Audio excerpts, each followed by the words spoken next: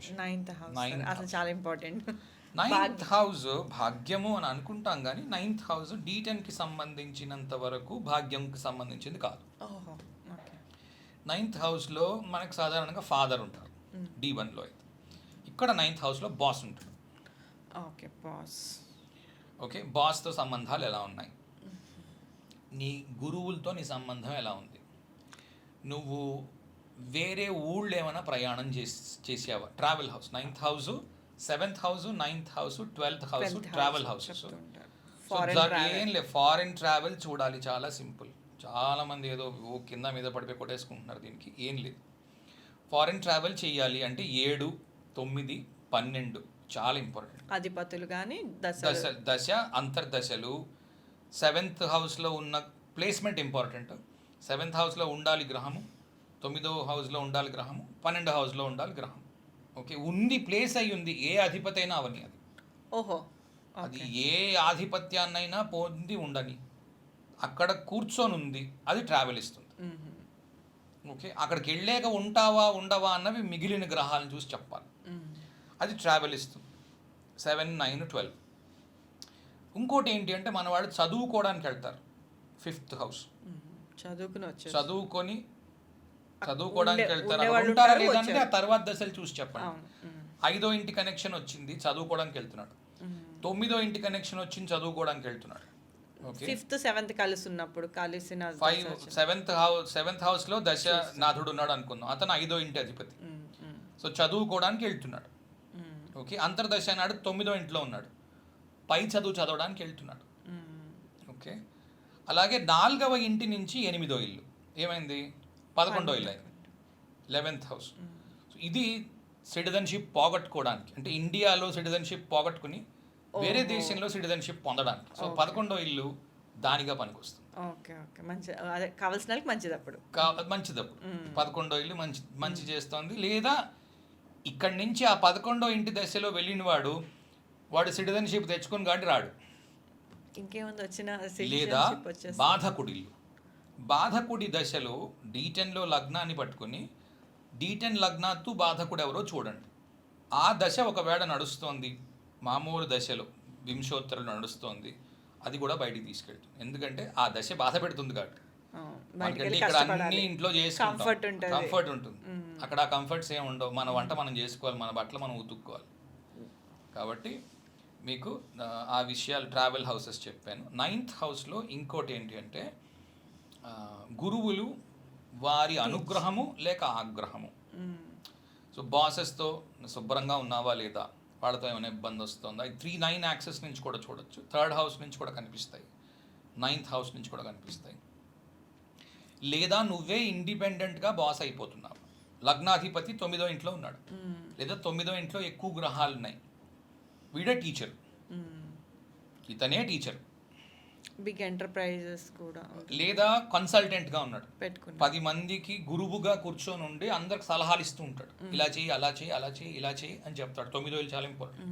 మీరు ఎక్కువ చెప్తూ ఉంటారు గురువు 5, 9 అట్లా గురువు టీచింగ్ చెప్తూ ఉంటారు. టీచింగ్, మంచి టీచర్గా పేరు పొందాలి 9th హౌస్.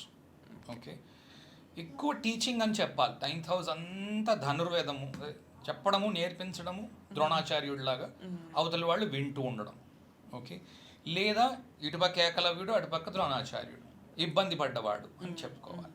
ఓకే, సో ఆ రెండిట్లో ఏం కాంబినేషన్స్ వస్తున్నాయో చూసి దశల్ని అప్లై చేసి చేయవలసి ఉంటుంది. ఇది సంగతి. ఇంకా అసలు main house 10th house. 10th హౌస్కి నిజానికి జీవిక అని పిలుస్తారు. 10th హౌస్లో 10వ ఇంట్లో దశాంశలో అన్నిటికంటే ఇంపార్టెంట్ హౌస్ 10th హౌస్ దశాంశలో. సో ఏమంటారు,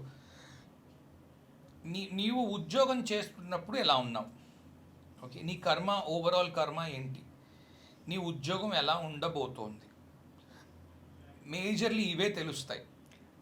ఎందుకంటే మీరు చాలాసార్లు 10లో ఒక గ్రహం ఉందంటే అది ఎక్కువ ఉద్యోగం వైపే ఫోర్స్ చేస్తుంది, మిమ్మల్ని అటువైపే నడిపిస్తుంది అని చెప్తారు 10లో గ్రహం ఉంది అంటే. మరి ఇందాక మన డిస్కషన్లో 5th 8th ఉంటే 10thలో ఉంటే అసలు చెయ్యడు అనుకున్నాం కదా.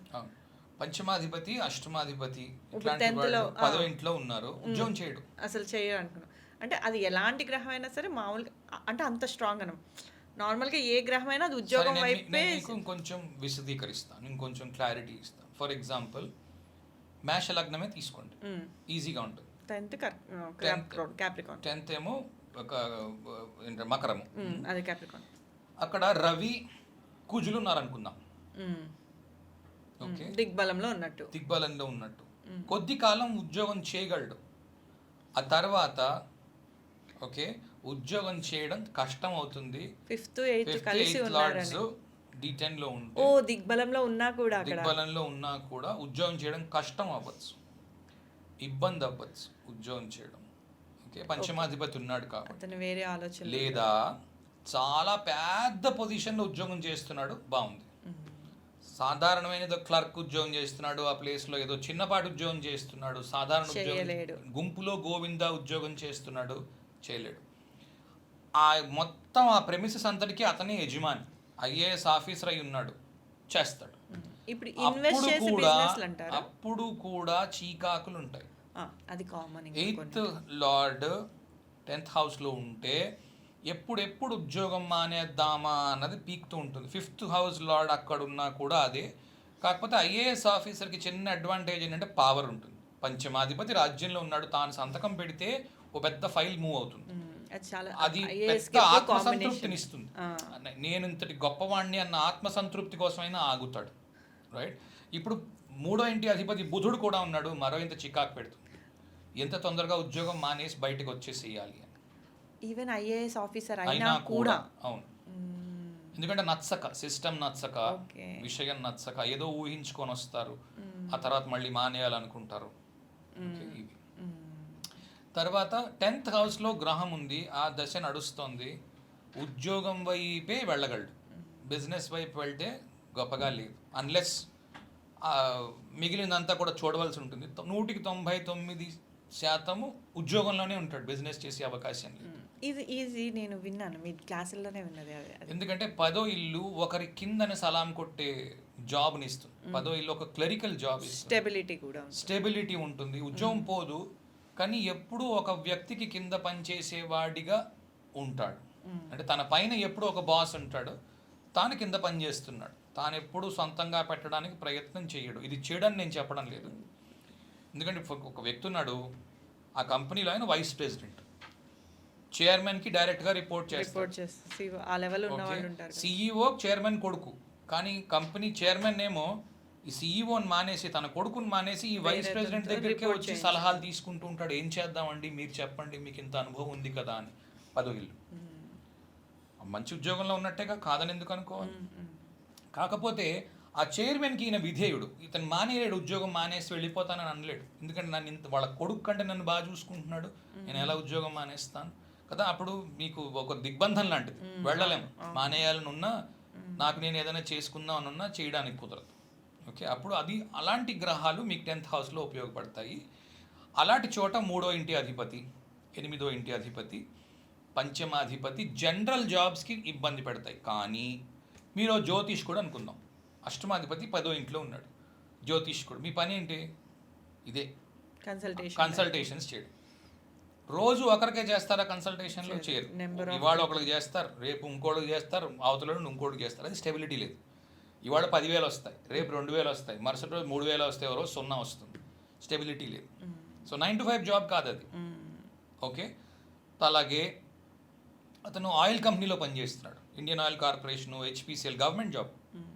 Okay, 8th lord 10th house, మేషలగ్నము, అష్టమాధిపతి కుజుడు, 10వ ఇంట్లో ఉచ్చులో ఉన్నాడు. ఏం చేస్తారో తెలుసునా, ఇలాంటి వాళ్ళని తీసుకొని వెళ్ళి షోర్లు వేస్తారు, రిగ్గులు దేరేస్తారు, కుటుంబాన్ని తీసుకెళ్ళాడు. ఉచ్చులో ఉన్నా కూడా ఇక్కడ ఇబ్బంది. దిగ్బలంలో ఉన్న గ్రహాలు ఏం చేస్తాయో నేను మీకు ఇందాక అడిగారు, చెప్తాను నెక్స్ట్ టైం, చెప్తాను నెక్స్ట్ క్లాస్లో. సో పెళ్ళాన్ని తీసుకెళ్ళాడు, షెల్ కంపెనీలో ఉద్యోగం చేస్తాడు, లేకపోతే పెళ్ళాన్ని తీసుకెళ్ళాడు, 5 లక్షల జీతం ఉంటుంది, పెద్ద విల్లా ఉంటుంది. భార్యని మాత్రం సైట్కి తీసుకెళ్ళలేడు, రోజు భార్యతో ఉండలేడు, ఫోర్స్డ్ బ్యాచులర్గా ఉద్యోగం చేస్తూ ఉంటాడు, వాళ్ళతోని వీళ్ళతోని కూర్చుని కబుర్లు చెప్తూ ఉంటాడు. సాయంత్రం ఈ రోజుల్లో కొంతమంది కొద్ది రోజులైనా చేస్తాడు అలా. ఓకే, ఇది 10th హౌస్కి సంబంధించిన విషయం. ఇంకా చాలా చెప్పచ్చు. 11th house. 11th house tricky house. Okay, 11th హౌస్లో చీటింగ్.